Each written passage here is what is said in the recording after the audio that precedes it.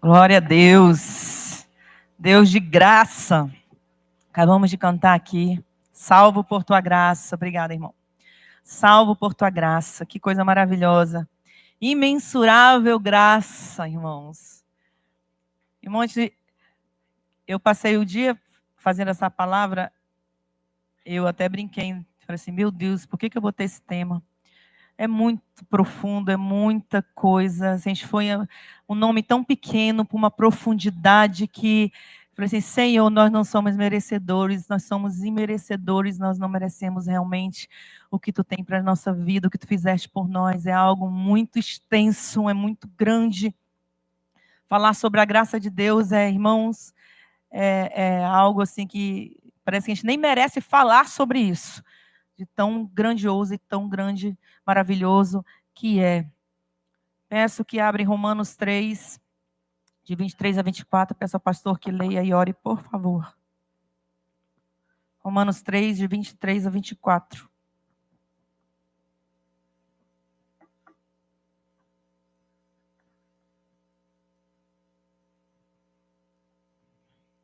Pois todos pecaram e carecem da glória de Deus, sendo justificados gratuitamente por sua graça, mediante a redenção que há em Cristo Jesus.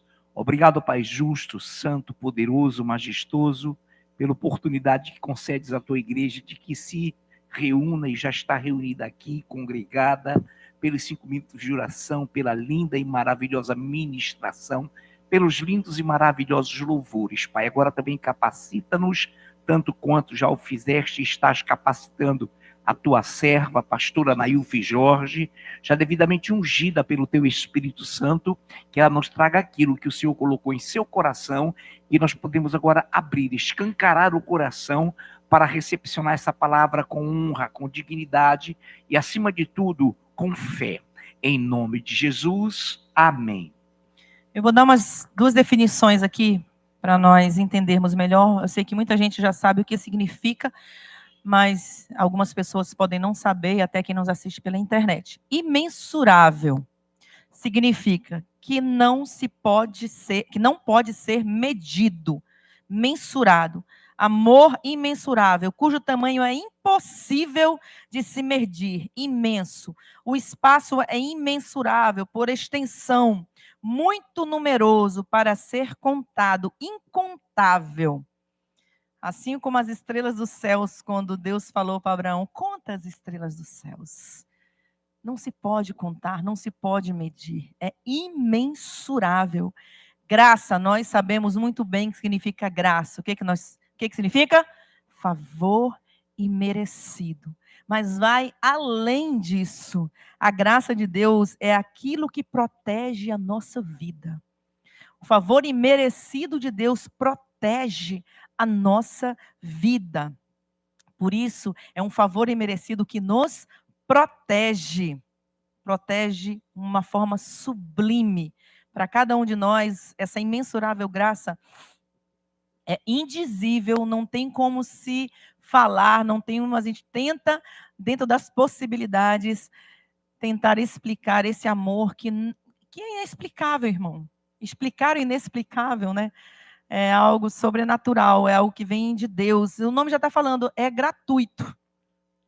Gratuitamente, nós lemos aqui. Foi gratuito. Recebe quem quer. Recebe quem quer. Em Romanos 3, 24, falando, sendo justificados gratuitamente por sua graça, mediante a redenção que há em Cristo. Foi de graças, como a gente sempre brinca assim, como diz o caboclo, de grátis. Foi de graça, irmão. Foi de graça. Ele fez por toda a humanidade. Ninguém escapou da graça de Deus. Podemos dizer que a graça de Deus, ela é inclusiva, porque ela alcança todos. Todos, mas a salvação ela não é inclusiva.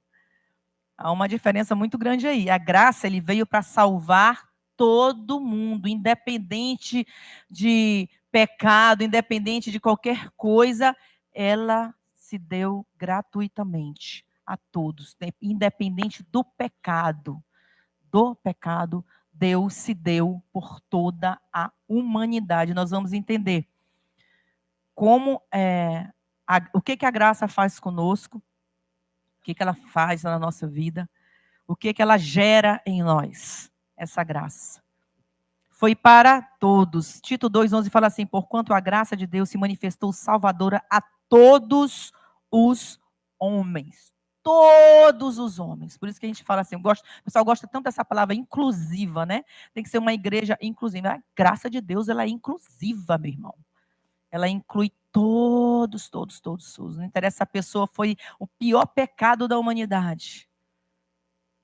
Até o menor. Deus veio para salvar. Ele se entregou naquela cruz por amor de todos nós. Para quê? Para que nós tivéssemos vida. A palavra de Deus fala que nós estávamos mortos em nossos delitos e pecados. Nós estávamos mortos. Ah, mas eu estou vivo. Não, não está. Nós não estávamos vivos. Nós estávamos mortos para Deus. Vivos nesse mundo, segundo o curso desse mundo, andando segundo o curso desse mundo, mas nós não temos vida, nós não tínhamos a paz que excede o entendimento, nós não tínhamos a verdadeira felicidade, a alegria do Senhor, que é a nossa força, como nós já pregamos, todos nós já falamos sobre a alegria do Senhor, que fala, né, da felicidade e da alegria. A alegria ela é contínua, a felicidade é momentânea. Felicidade é aquilo que vem, que te gera aquele momento, mas a alegria ela é constante, independente de eu ter ou não ter, eu sou alegre, porque a alegria de Deus é a minha força. Eu tenho Deus, eu posso não ter nada, eu posso perder tudo. Quem é você se você perdesse todas as coisas materiais da sua vida? Você seria alegre ainda? Você teria a alegria do Senhor na sua vida? Quem nós seríamos se nós perdêssemos tudo? Eu tenho tudo, porque o Senhor é meu pastor e nada me faltará. E quem é meu tudo? É Ele. Pode me faltar todos os bens materiais, mas eu tenho Deus, se eu tenho Deus, eu tenho tudo. Essa alegria que tem que estar no nosso coração, ela gera vida dentro de nós. Gera vida. E não pense, irmãos, que porque algo foi de graça, que não custou nada. Às vezes eu falo assim, foi de graça, é de graça. Custou para alguém. Custou para alguém. Por exemplo, se a gente vai na casa de alguém para um jantar. Vou ali na casa do Bruno, lá da Adriana, vamos lá fazer, ele faz um jantar, me chama lá, e vai eu e o pastor, a gente vai lá e janta na casa deles ali. Tem tudo de bom, tudo do melhor, maravilhoso. Eu saí de lá, eu gastei alguma coisa? Para mim foi de graça, mas eles tiveram custo. Custou para alguém, custou para eles. Para a gente, a salvação é gratuita, mas custou o preço de sangue. Não é porque é de graça que não tem valor. Teve um valor imensurável. Por isso, imensurável graça. Eu botei esse tema porque é algo que não pode ser medido. O valor da cruz, do sangue derramado naquela cruz, irmãos, não se pode medir. E as pessoas estão banalizando a graça de Deus. Como se tivesse... Não, dom gratuito, foi de graça, você pode fazer o que você quiser. Não, não é assim não. Não é porque foi de graça para mim que eu vou estragar, no caso, aquele alimento que foi me servido ali. Vou comer, vou jogar fora, vou cuspir, Se eu fizesse isso, foi valoroso para alguém. Foi valoroso para o próprio Deus. Ele deu o Filho unigênito. Ele falou assim, eu vou morrer por eles, irmãos. Sabe o que é deixar o esplendor da sua glória, deixar toda a sua majestade, deixar tudo para se tornar o quê? Homem? Eita glória. Só glória a Deus. Fechou. É a graça de Deus. É o favor imerecido de Deus para a nossa vida. Nós temos que entender que não é porque foi de graça que não teve valor. Tem valor. Nós não merecíamos, irmãos, o derramar do sangue de Jesus. Agora, todo aquele que crê se torna filho. Todo aquele que crê se torna filho. Herdeiro e co-herdeiro com Cristo Jesus. Todo aquele. A graça de Deus, ela é rica. Efésios 2, de 6 a 7 diz assim: juntamente com ele, nos ressuscitou e nos fez assentar nos lugares celestiais em Cristo Jesus, para mostrar nos séculos vindouros a suprema riqueza da sua graça, em bondade para conosco em Cristo Jesus. Olha que coisa linda. Por isso que é imensurável. É algo sobrenatural de Deus para cada um de nós. Ela é o que nos faz ter vida hoje, é o que nos faz manifestar a glória dele. Ela é multiforme. 1 Pedro 4,10 diz: servir uns aos outros, cada um conforme o dom que recebeu, como bons despenseiros da multiforme graça de Deus. Que coisa linda! A graça de Deus, ela é algo sobrenatural para as nossas vidas, ela é superabundante. Deus pode fazer-vos abundar em toda graça, a fim de que, tendo sempre em tudo ampla suficiência, superabundez em toda boa obra, enquanto oram eles a vosso favor com grande afeto, em virtude da superabundante graça de Deus que há em vós. 2 Coríntios 9, de 8 e 14. Ela é superabundante. Ela não é água parada, ela não é uma água estagnada, ela é um manancial a jorrar. A graça de Deus, ela vai estar aqui na terra enquanto o Espírito Santo estiver. E que nós não banalizemos a graça de Deus, ela nos justifica, Tito 3,7, a fim de que, justificados por graça, nos tornemos seus herdeiros, segundo a esperança da vida eterna. Quantos aqui tem esperança da vida eterna? Todos nós, irmãos. Ela tem que crescer dentro de nós, a graça de Deus. 2 Pedro 3,18, antes crescei na graça e no conhecimento de nosso Senhor e Salvador Jesus Cristo. A Ele seja a glória, tanto agora como no dia eterno. Ela tem que crescer, ela não é estagnada, não é parada. Jesus morreu, tá, fica por isso mesmo. Não, cresce em nossos corações. É isso que Deus quer. Tito 2, de 11 a 16, assim: porquanto a graça de Deus se manifestou salvadora a todos os homens, educando-nos para que, renegados a impiedade e as paixões mundanas, vivamos no presente século sensata, justa e piedosamente, aguardando a bendita esperança e a manifestação da glória de nosso grande Deus e Salvador Cristo Jesus, o qual a si mesmo se deu por nós, a fim de remir-nos de toda iniquidade e purificar para si mesmo um povo exclusivamente seu, zeloso de boas obras. Dize essas coisas, exorta e repreende também com toda autoridade. Ninguém te despreze. Olha o que Deus está falando aqui, que a graça de Deus, o que Ele fez por nós naquela cruz, a entrega dele, Ele muda a nossa vida. É esse ponto que eu queria chegar aqui com vocês. A graça, ela muda o nosso jeito. Ela muda as nossas atitudes, ela muda o nosso pensar, ela muda o nosso agir. Ela faz com que a gente entenda que aquilo que eu fazia de errado, eu não vou mais fazer. Porque como ele está falando aqui, ele educando-nos, ela nos educa. É isso que a graça de Deus faz. O que ele fez por nós naquela cruz, irmãos, não pode ser jogado fora. Pelas nossas más atitudes, pelo nosso desejo do mundo, pelas nossas desculpas, nossos pecados de estimação. Nós fomos justificados. Deus transformou a nossa vida pela sua maravilhosa graça. Ele se tornou o nosso Pai. Antes nós éramos criação de Deus. Hoje nós somos filhos de Deus. Sabe o que é isso, irmão? Você já foi num orfanato? Eu nunca fui. Já vi muitos filmes. Mas eu creio que se você entra no orfanato, você vê aquelas crianças sedentas para ter um pai, para ter uma mãe. Assim é no mundo. As pessoas estão sedentas de Deus, mas muitos não querem Deus. Que nós sejamos filhos de Deus. Quando uma criança ela é adotada, quando ela entende aquele... Meu Deus, esse casal aí nem me conhece e está me levando para a casa deles. Deus sabia quem nós éramos. E mesmo assim Ele nos adotou. Irmãos, que é isso?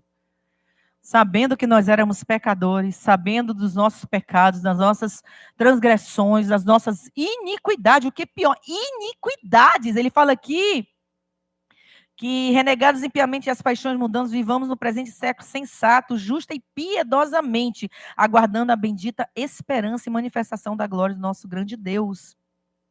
Ele fala que o qual a si mesmo se deu por nós, a fim de remir-nos de toda iniquidade e nos purificar. Irmão, iniquidade é pior do que pecado. Pecado a gente peca involuntariamente. Transgressão é aquele limite que tem ali, e eu vou transgredir a lei, o que é certo voluntariamente. Iniquidade é algo profundo, é quando eu já sei e continuo zombando e acabo até zombando.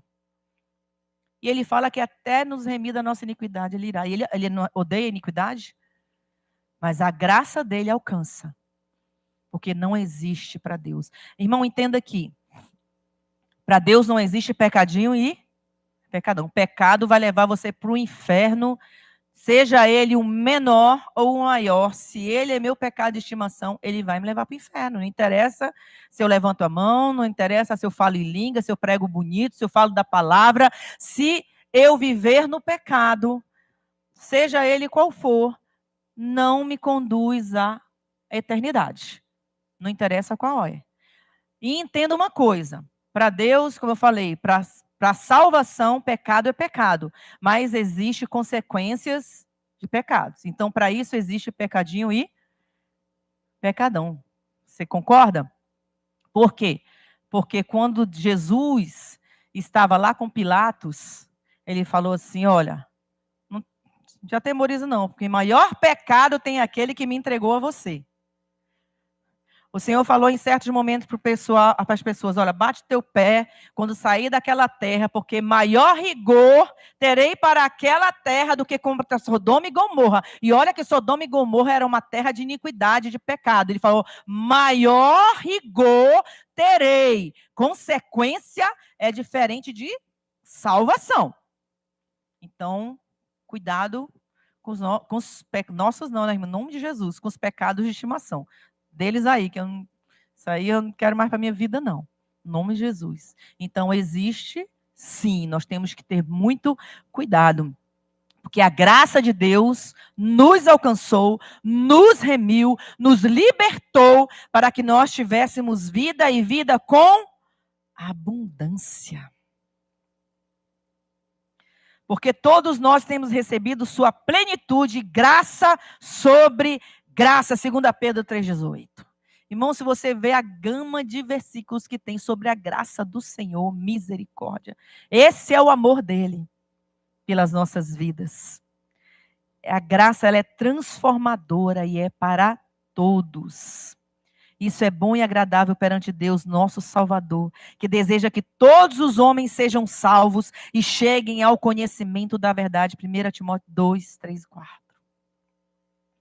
Essa é a graça de Deus. Irmão, nós recebemos a responsabilidade de permanecer com o coração alinhado à vontade de Deus. Quando a gente entende a graça de Deus, o nosso coração se alinha com o coração de Deus. A gente passa a viver segundo os preceitos, a vontade e aquilo que Deus tem para as nossas vidas e quer para as nossas vidas. A graça transformadora nos capacita para a santificação, para a santidade. É como eu falei, tem valor, teve um preço, teve um valor, alguém pagou por aquilo. E quando eu quero, como eu falei, ela é para todo mundo, aceita quem quer. Aceita quem quer. Ele nos ensina a renunciar à impiedade e às paixões mundanas e a viver de maneira sensata, justa e piedosa nesta era presente, enquanto nós estamos aqui. Enquanto aguardamos a bendita esperança. Aquilo que nós lemos ainda agora. É isso que Deus faz.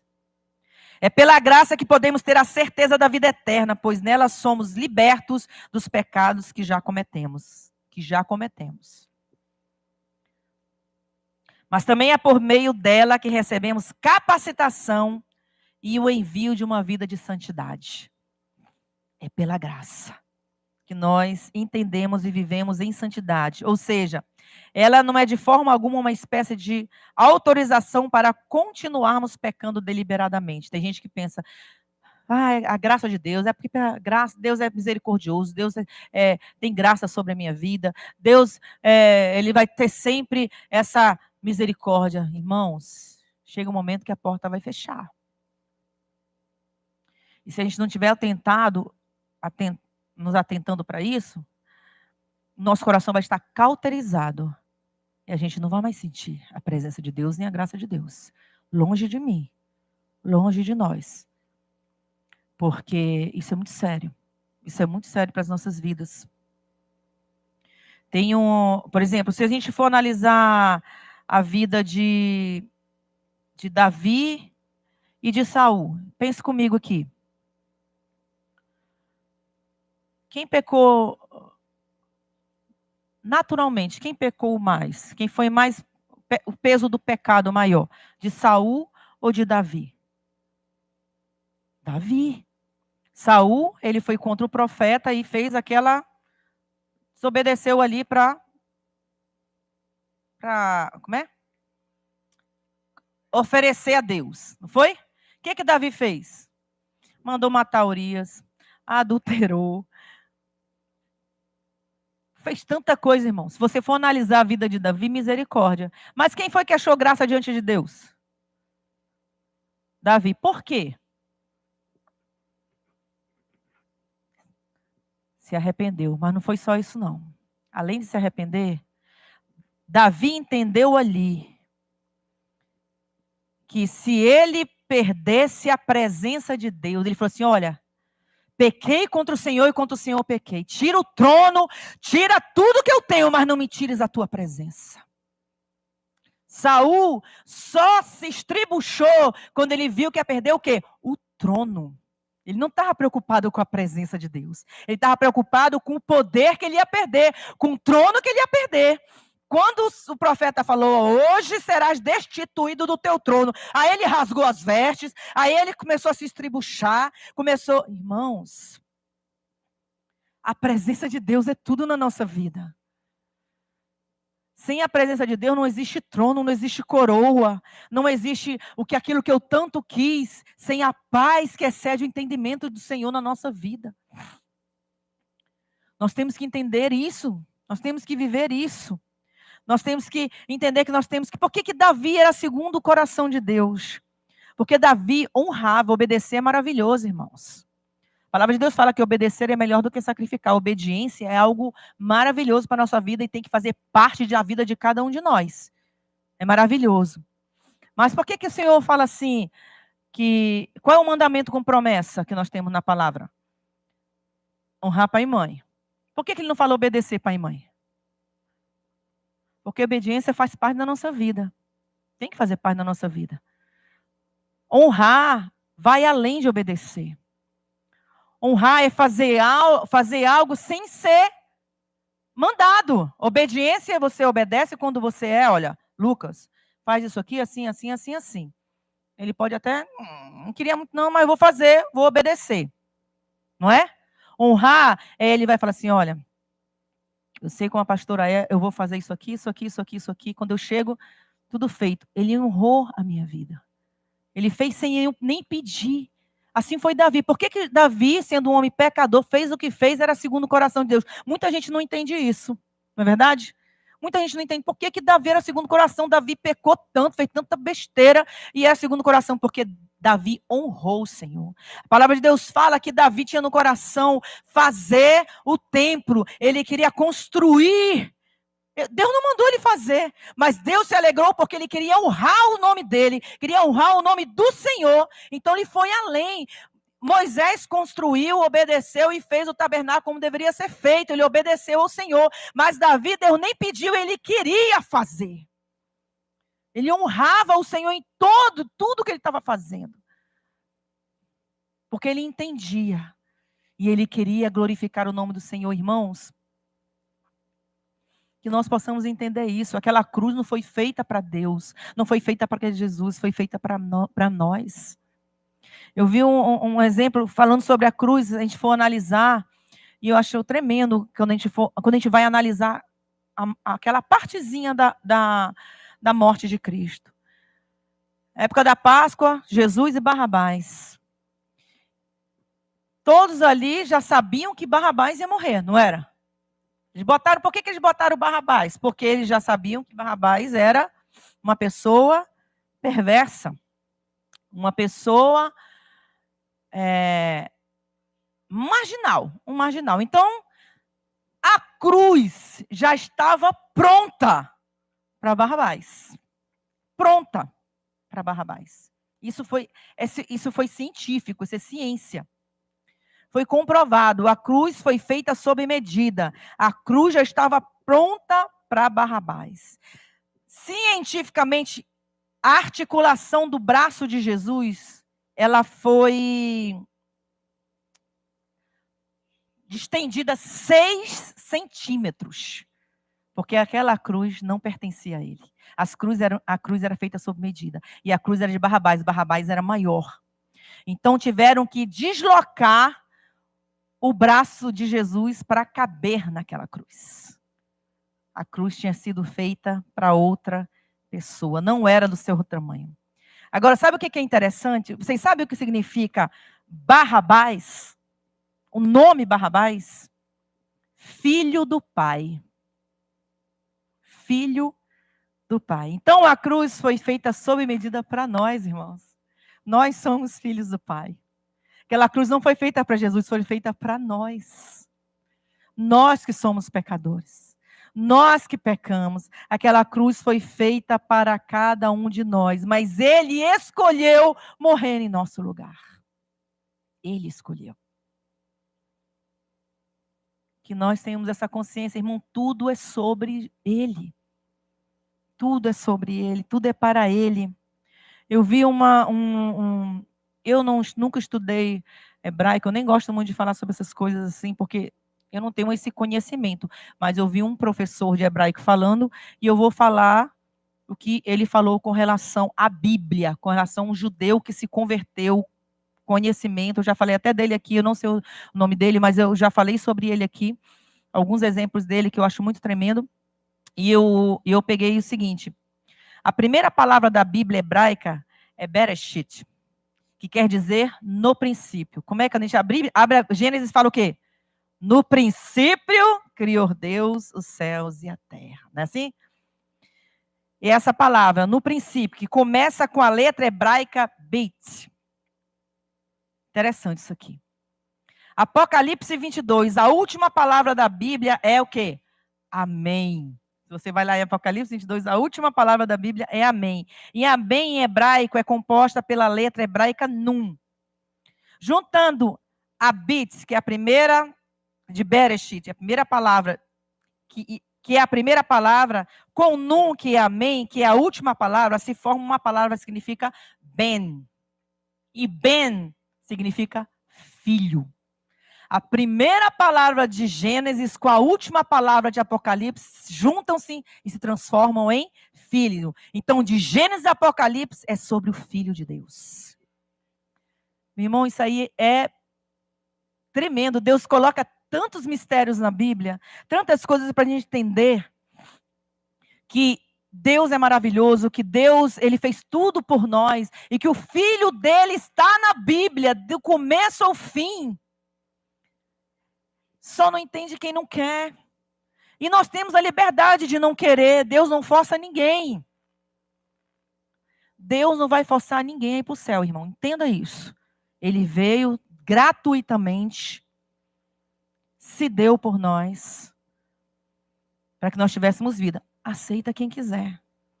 Eu não evangelizo forçando ninguém. Tem gente que evangeliza querendo botar Jesus. Exatamente. Quer colocar pessoas, tem que aceitar. Meu irmão, quem convence é o Espírito Santo. Nós não somos. Nós temos que entender.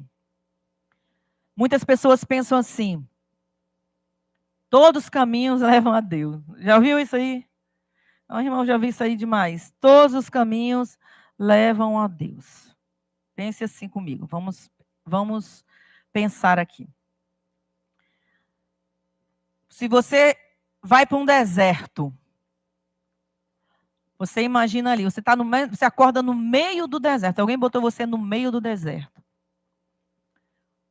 Você olha ali, você não fica confuso porque não tem caminho. Você fica confuso e ansioso porque tem muitos caminhos. Não tem só um caminho. Para onde eu vou? Tem muitos lugares para eu ir aqui. Qual é o lugar que eu vou? Para onde eu vou? Qual é a referência que eu tenho num deserto? Qual é a referência? Então, todos os caminhos não podem levar a Deus. Excesso de caminho, não existe caminho que me leve a algum lugar que eu queira ir. Não é referência. Todos os caminhos não podem levar a Deus. O mundo oferece muitos caminhos. As pessoas, as religiões oferecem muitos caminhos. A religião não leva ninguém a Deus. O Senhor fala, ninguém vem ao Pai senão por mim. Eu sou o caminho, a verdade e a vida. Fui eu que morri na cruz por você. Eu já tracei o caminho. Não tem referência, é tudo igual. E como é que eles seguiam no deserto? As pessoas que têm experiência, como é que se guiavam? Se guiavam pelas estrelas e pelo sol. Sabiam onde era o norte e o sul, o leste e o oeste, pela sol, tinham essa referência. Guiavam-se pelo oriente. De onde é que vem a palavra desorientado? Porque está sem oriente. Esse é o entreno, né? Eu estou desorientado porque eu não tenho o oriente. O oriente é que me guia, é que me bota num lugar. Se a pessoa quer ir lá no deserto, se a pessoa quer ir para o Egito, as caravanas que vinham atrás seguiam as pegadas das caravanas que iam na frente. Isso é caminho no deserto. Eles seguiam as caravanas, as pegadas. Deus fala assim, Deus abre, ele fala na sua palavra, né? Deus abre caminho no deserto. Sabe por quê? Porque ele vai na frente, irmão. Ele é o nosso oriente. Nós temos que seguir os passos de Jesus. Se eu quero ir para o céu, eu tenho que seguir os passos de Jesus. Ele já veio, já morreu por nós, para que nós pudéssemos seguir os seus passos, andar como ele andou, viver como ele viveu, mudar a nossa vida. As pessoas dão muito valor às coisas desse mundo, porque elas não entendem o valor da eternidade. Não entendem o valor da eternidade, irmãos. Se eu chegar aqui com ela, com essa neném, e botar na mão dela uma barra de chocolate e uma barra de ouro, o que ela vai escolher? Porque ela não tem o conhecimento do valor da barra de ouro. Não é verdade? Ela vai dizer, eu quero chocolate. Ela não entende que aquela barra de ouro pode comprar milhares de barras de chocolate para ela. Milhares de barras de chocolate. Mas ela não tem o conhecimento disso. Não tem o valor, desse conhecimento do valor. Se nós soubéssemos o valor da eternidade, se as pessoas soubessem o valor da eternidade, o mundo está oferecendo muitas riquezas e as pessoas estão trocando a barra de ouro por uma barra de chocolate, porque não tem o entendimento da graça de Deus nas nossas vidas. O que Deus fez por nós, o que Deus tem feito por nós. A graça não quer nos forçar a ir para o céu. É aquele exemplo do... Por que eu tenho que fazer as coisas de acordo com a Bíblia? Por que eu tenho... Porque é aqui que tem vida, irmãos. Por que o peixe fica dentro d'água? Deus não está forçando o peixe a ficar dentro d'água. O peixe fica dentro d'água porque se ele sair da água, ele morre. Se nós sairmos da presença de Deus, nós morremos. Deus não está forçando, mas é aqui onde tem vida. É nessa água que tem vida. É na graça de Deus que nos dá vida. E nós temos que dimensionar isso, nos aprofundar. Por que nós temos que mudar de vida? Irmãos, eu vi um garotinho, uma criança dando um exemplo. Aquilo falou poderosamente com a minha vida. Ele falou assim, um cara Entenda, de uma maneira simples, o que é a graça de Deus. Entenda esse paralelo aqui para a sua vida, para você ter a dimensão. Por que nós temos que mudar? Por que nós temos que mudar? Um cara fumou a vida inteira e teve câncer. Quando seu pai fica sabendo, lhe oferece todo o dinheiro para o tratamento e ele fica curado. Agora você imagina ele saindo do hospital e falando para o pai: obrigado, pai. Agora eu posso voltar a fumar. Irmãos, ele foi salvo pelo seu pai. Mas se ele continuar fazendo o que ele fazia, isso vai levar ele para o mesmo lugar de onde ele saiu. Não é verdade? Jesus nos salvou, não nos salva para continuarmos pecando. Ele nos salva para que tenhamos uma nova chance. Uma nova vida. Quem está em Cristo, nova criatura é. As coisas velhas passaram, eis que tudo se fez novo. Eu não posso voltar a fumar, aquilo vai me matar. O pecado, se eu continuar pecando, Jesus veio, entregou sua vida, deu sua vida por mim, por você, por todos nós, para que nós entendêssemos e mudássemos as nossas práticas. Porque senão eu vou voltar a ter câncer. Eu vou voltar às mesmas práticas, eu vou voltar a ter câncer de pulmão e eu vou morrer. Deus quer mudar a nossa história. Nós temos que entender a graça, nós temos que entender esse favor imerecido, nós temos que ser protegidos por Deus. É isso que Ele espera de nós, é isso que Ele quer para nós, para cada um de nós. Às vezes nós pedimos tanto um milagre, Deus faz um milagre, Deus faz isso na minha vida, Deus, eu preciso disso, mas o maior milagre que nós podemos ter é a mudança do nosso comportamento. Esse é o maior milagre que existe na nossa vida. Não é uma cura, não é algo sobrenatural, é a mudança do meu ser, para com as pessoas que estão ao meu redor, para com Deus principalmente, porque eu posso enganar muita gente, mas eu jamais vou enganar a Deus. Que as minhas práticas, que a minha vida seja totalmente nova na presença do Senhor. Que nós possamos olhar para Deus e falar assim: Senhor, a tua graça me basta. Quem foi que falou isso? Poxa, fiquei frustrada agora. Só o pastor falou. Quem foi que falou? Agora sim. Paulo, a tua graça me basta. Irmãos, às vezes é necessário espinho na carne, para que nós entendamos que a graça de Deus nos basta. Deus, Ele é perfeito em todos os seus caminhos. Nós temos que entender. Todo mundo quer ir para o céu. Quem não quer ir para o céu? Vai lá no presídio. Pergunta, quem quer ir para o céu? O ladrão, quando vai assaltar, ele reza, né? Que seja bem sucedido, Senhor. Consegui. Graças a Deus eu consegui roubar aquele carro. Todo mundo quer ir para o céu. Todo mundo quer fazer a vontade. Sua vontade quer ir para o céu. Mas a grande porcentagem é que muitos não querem Jesus. Todo mundo quer ir para o céu, mas não querem Jesus. Não querem Jesus. E nem querem nada com a igreja. Não, eu saí da igreja e encontrei Jesus. Falei, mano, encontrei Deus. Falei, não é o mesmo Deus que eu conheço, não, irmão, mas tudo bem, viva aí com o seu Deus que eu vivo com o meu. Não é o mesmo Deus. Mas querem ir para o céu quando morrerem. O céu é sobre um lugar que moraremos com Deus e nosso Salvador. Se você não ama o lugar de Deus e o povo de Deus, agora, o que te faz pensar que você vai herdar um lugar com Deus e com seu povo para sempre?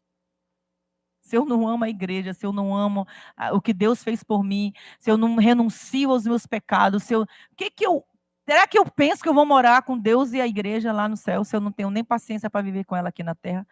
Não tenho tempo para Deus, não tenho, não. O que me faz pensar que eu pertenço àquele lugar? Irmãos, Deus tem muito para nos dar. Mas Ele quer a transformação da nossa vida. Ele quer que nós sejamos revestidos pelo amor e pela graça dEle. Ele quer que nós sejamos novas criaturas no Senhor. É isso que Ele espera de cada um de nós. Amém? Glória a Deus, essa palavra que Deus colocou já chama o ministério de louvor. Que nós possamos orar com a pastora Fran.